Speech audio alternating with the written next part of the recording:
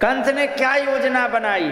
अक्रूर जी को बुला करके कहा कि गच्छ नंद ब्रज तत्र सुतावानक दुंदुभे, हे मित्र आप नंद के ब्रज में चले जाओ, वहां सुतौ आनक दुंदुभे, वसुदेव जी के 2 बच्चे रह रहे हैं।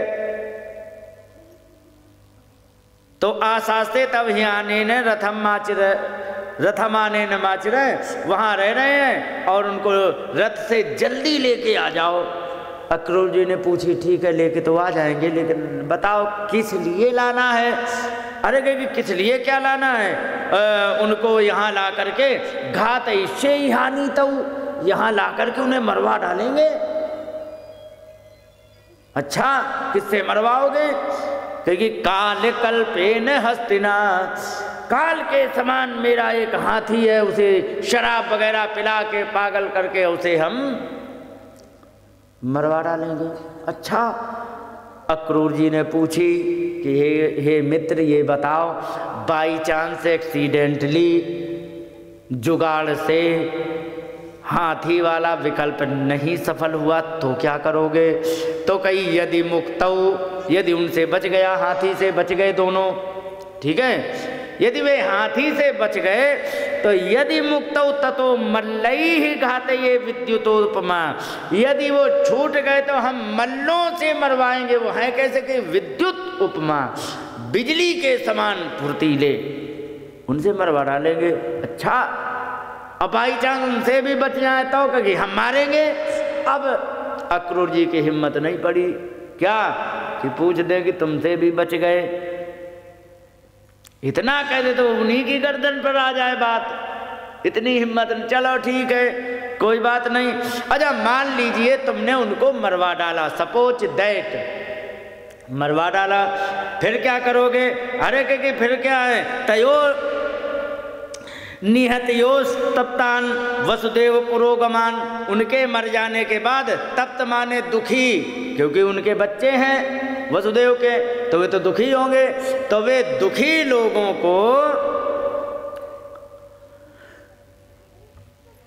मैं बाद में जो वसुदेव आदि हैं उनको और उनके पुरोगमान माने उनके समर्थक जितने हैं उनको, और तद बंधु निहनिष्यामी, उनके जो भाई बंधु बचे हैं उनको सबको मैं मार डालूंगा। और किसे मारूंगा? तो कहा कि वृष्णि भोज दशारहकान, वृष्ण वंशियों को मारूंगा, भोज वंशियों को मारूंगा, दाशार वंशियों को मारूंगा, इन सब को मार डालूंगा। अच्छा तुम सबको मार डालोगे, यहाँ फिर क्या करोगे? फिर कहने लगे कि वो इसके बाद हमारा जो बूढ़ा बाप उग्रसेनम च पितरम, लेकिन है कैसा उग्रसेन पिता? कहीं स्थविरम, बूढ़ा है, लेकिन उसकी इच्छा क्या है कि राज्य कामुकम, जो बड़ा राज का लोभी है, जेल में पड़ा है कारागृह में, लेकिन राज की तरफ अभी भी लालसा करे है। उग्रसेनम च पितरम स्थविरम राज्य कामुकम, मेरा बूढ़ा बाप उग्रसेन, उसको जो बड़ा राज का लोभी है उसे भी मार डालूंगा। लो तद भ्रातरम देवकम, उसके भैया देवक को भी मार डालूंगा। चान्य विद्विषो ममा, और जितना हमारे विरोधी हैं, विपक्षी हैं, जो कह नहीं पाते वे, और जो कह देते हैं विपक्ष में बोलते वे, सबको मैं साफ कर दूंगा। अच्छा फिर क्या करोगे? तो इसके बाद जितनी भी पृथ्वी है वो हमारी पूरी पृथ्वी में जितने विरोधी हैं सबको मार डालूंगा, तब हमारे समर्थक बचेंगे। और जब हमारे समर्थक बचेंगे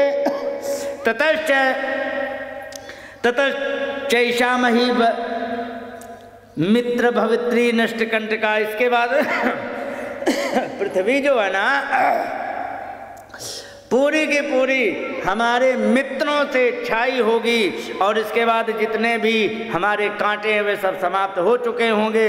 और जरासंधो मम गुरु, जरासंध हमारा ससुर है, और द्विविदो दयितो सखा, वो द्विविद नाम का बंदर मेरा मित्र है। कौन सा? सुंदर कांड में आया है, द्विविद मयंद नील नल अंगद गद विकटासी, दधिमुख के हरि निसट सठ जामवंत बलरासी। आया है कि नहीं? हाँ, सुंदरकांड में। तो ये सब बंदरों के नाम है। तो सबसे पहला आया है द्विविद, वही वाला द्विविद।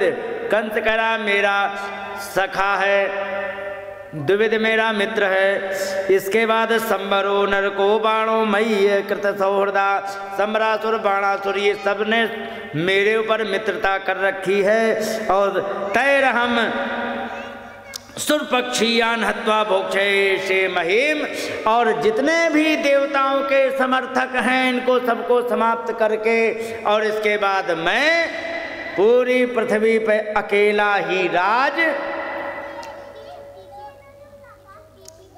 एक बात बताएं, राक्षस व्यक्ति जो होता है, असुर प्रकृति का जो व्यक्ति होता है, उसकी पहचान क्या होती है मालूम है? उसी 16वें अध्याय में देखना, मैंने बताया था, वहां लिखा है कि असुर प्रकृति का जो व्यक्ति होता है तो उसकी सोच ही होती है कि इदम मया हता शत्रु हनिष्ये चापरानपि, इन शत्रुओं को मैंने जीत लिया है, मार डाला है, और जितने बच गए इनको भी मैं मार डालूंगा।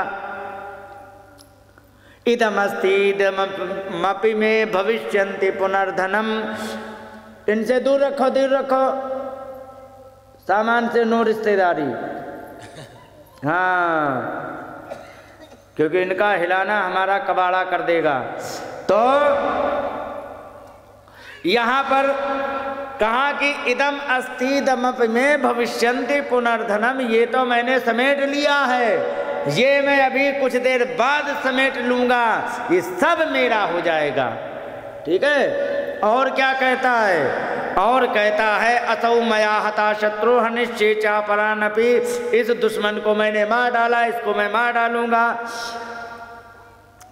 और ईश्वरो हम अहम भोगी सिद्धो हम बलवान सुखी, मैं ही ईश्वर हूँ, मैं भोगी हूँ, मैं सिद्ध हूँ, मैं बलवान हूँ, मैं ही सुखी हूँ।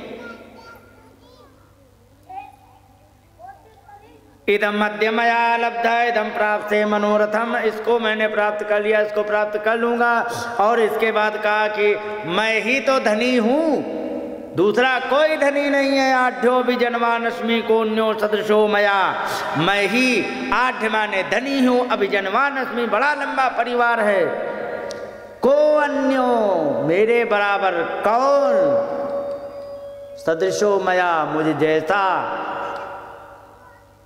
यक्षे दास्यामि मोदि से इत्यज्ञान विमोहिता, भगवान कृष्ण कहते हैं मैं यज्ञ करूंगा, दान करूंगा, इस प्रकार से बकता है, बोलता नहीं बकता है। इस प्रकार से हे अर्जुन इति अज्ञान विमोहिता, वो अज्ञान से मोहित व्यक्ति होता है, वो इसी प्रकार से बकता है। किसमें आया? गीता के 16वें अध्याय में, जहाँ पर असुर प्रकृति के लोग होते हैं उनके विषय में आया कि ऐसा सोचते हैं। कंस क्या सोच रहा, हम इसे मार डालेंगे, उसे मार डालेंगे, ये तो मैंने झपट लिया, ये हम कल झपट लेंगे, मैं ही बलवान हूँ, मैं ही सुखी हूँ, मैं ही मौज मारूंगा, दूसरा हमारे बराबर कौन। ये होती है असुर की पहचान। और ये सारे के सारे लक्षण जो गीता में बताए वो कंस में घट रहे हैं। और जब ये बात सुनी तो चूंकि अक्रूर हैं ज्ञानी, पर एक बात और बता दें, बड़े आदमी से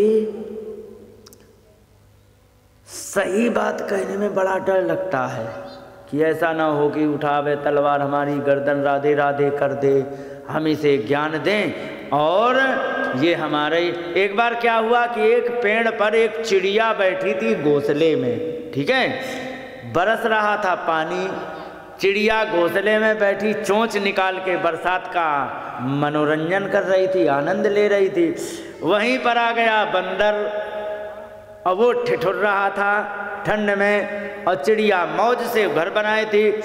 तो फिर चिड़िया ने कहा कि देखो तुम मनुष्यों जैसे दिखते हो, शक्ति तुम्हारी ज़्यादा है, सब कुछ तुम्हारे पास ज़्यादा है, तो तुमने अपना घर ऐसा क्यों नहीं बना लिया जिससे तुम मौज मारते, क्यों ठिठुर रहे हो। तो उन्होंने कहा अच्छा तू जरा सी हमें अकल बता रही, अभी बता दे, तेरी में बिल्डिंग को देखते हैं। कहा उसने पकड़ा गोदला, झपट के तोड़ ताड़ के फेंक दिया। तो ध्यान रखो, सीख सिखाइए बाको, किसको? जाको सीख समाए, उसको शिक्षा दो जिसको शिक्षा अंदर जाए, आचरण में ले। समाए का मतलब आचरण में ले। सीख न दीजे बांध रही, जो अपनो घर ले जाए। जो अपना बनाया घर को तोड़ ताड़ के बराबर कर दे, तो ऐसे को शिक्षा दिए क्या फायदा? शायद ये तुम पे तो नहीं घट रही मेरा मारे घट रही है, मेरा मारे घट रही महाराज। तो बंदर को शिक्षा दिए क्या फायदा जो तुम्हारे घर को तोड़ डाले है? तो यहां पर वे थोड़े से डरे, लेकिन उन्होंने अपनी बात भले ही घुमा के कहीं पर कही सच। उन्होंने कह दिया कि राजन मनीषितम सम्यक, हे राजन तुम्हारा सोचना बहुत अच्छा है। तव स्वावद्या मार्जन, बहुत बढ़िया सोचना है, लेकिन सिद्ध्यो समम कुर्यात देवम ही फल साधनम। पर ध्यान रखो, सिद्ध होना असिद्ध होना, तुमने जो कार्य किया है वो सही, वो जैसा सोचा वैसा ही हो जाए या वैसा ना हो पाए, ये देवम ही फल साधनम, ये फल देने का कार्य मात्र देवता का है। ठीक है, ठीक है महाराज। मनुष्य क्या करता है कि मनोरथान करे तो चय जनो देव हता नपी। व्यक्ति क्या है कि बहुत बड़े बड़े मनोरथ करता रहता है, करता कि नहीं? हमारा ये हो जाए, हमारा वो हो जाए, ऐसा हो जाए, वैसा हो जाए, करता कि नहीं? लेकिन युज्यते हर्ष शोकाभ्याम तथा प्रयाग्याम करोम्य हम। लेकिन मनोरथ तो बड़े लंबे लंबे कर लेता, लेकिन फिर उसमें सुखी होता है और दुखी होता है। अच्छा, सुखी कब होगा? मान लीजिए तुमने सोचा कि हमारे लाला को ब्याह हो जाए, ठीक है, और लाला का ब्याह हो गया, तो मैं सुख होगा या दुख?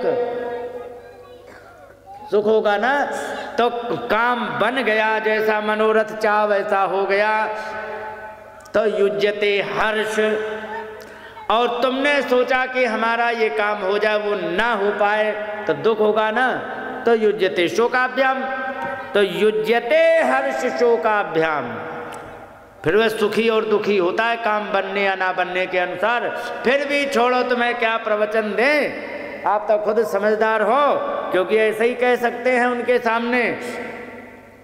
तथापि आज्ञाम करो, मैं फिर भी बताओ हम क्या आपकी आज्ञा का पालन करें। इस प्रकार से उन्होंने